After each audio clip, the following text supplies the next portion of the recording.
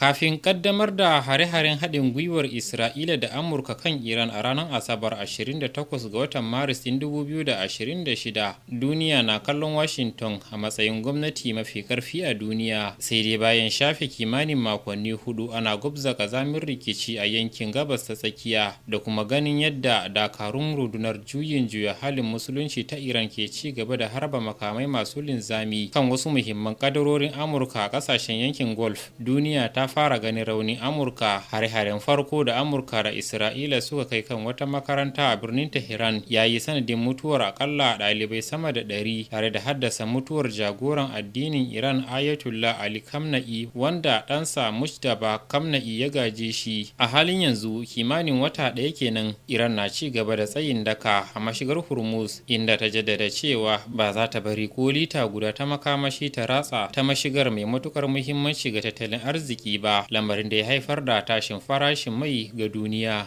Haka kuma Iran ta ci gaba da kaddamar da sabbin hare-haren martani kan kasashen makwabta, tana mai cewa dole ne su kori dakarun Amurka da ke sansanin sojinta a yankin baki daya. A gefe guda, Tehran ta ci gaba da jefa manyan makamai zuwa Isra'ila tare da haɗin gwiwar ƙungiyoyi da take alaka da su kamar su Hezbollah ta Lebanon da Houthi a Yaman. Ƙungiyoyin sun sha alwashin ci gaba da ɗaukar matakan kai hare-hare, inda suka ce wannan yanayi zai ci gaba har sai an dakatar da abin da suka kira zalunci kan 'yan gwagwarmaya da kuma jamhuriyar musulunci ta Iran. Masana na ganin cewa rashin iya sarrafa wannan yaƙi yadda Amurka ta tsara sama da wata guda ya fito da rauninta ga kasashen duniya, musamman kasashen da Washington ke takun saka da su kafin shiga sabon rikicin. Yayin da birkin tsayar da wannan rikici ke kokarin kwacewa daga hannun Amurka, shugaba Donald Trump ya sha faɗin cewa Washington na tattaunawar tsagaita wuta da jami'an gwamnatin Tehran, zancen da Iran ta sha musantawa.